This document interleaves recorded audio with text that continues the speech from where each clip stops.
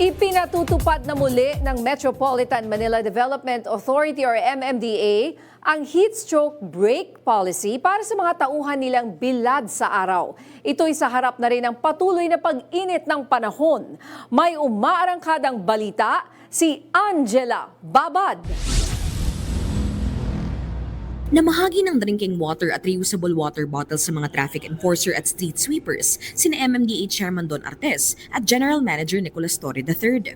Kasunod ito ng pagsisimula ng implementasyon ng heat stroke break policy simula ngayong araw. Sa ilalim ng pulisiya, magkakaroon ng scheduled 30-minute break ang mga kawani ng ahensya para makarecover sa epekto ng mainit na panahon. At kapag pumalo ang heat index ng 40 degrees Celsius sa Metro Manila, ay matadagdagan pa ito ng 15 minutes.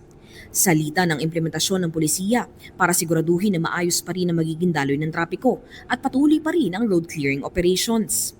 Samantala, ipinahiwatig na rin ni MMDA Chairman Don Artes ang pakikiisa ng ahensya sa panawagan ni Pangulong Ferdinand Marcos Jr. na magtipid sa gitna ng patuloy na pagtaas ng presyo ng langis.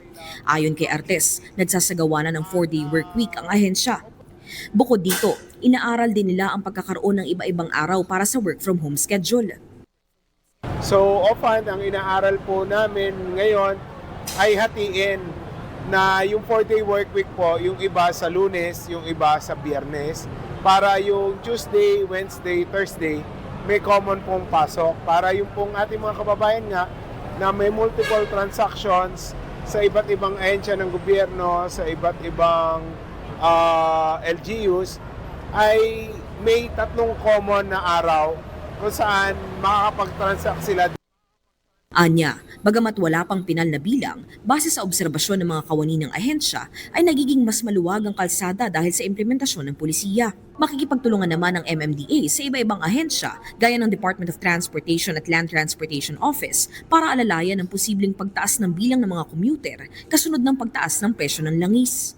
Ako si Angela Babad ng PRTV News, nagseserbisyo para sa Pilipino.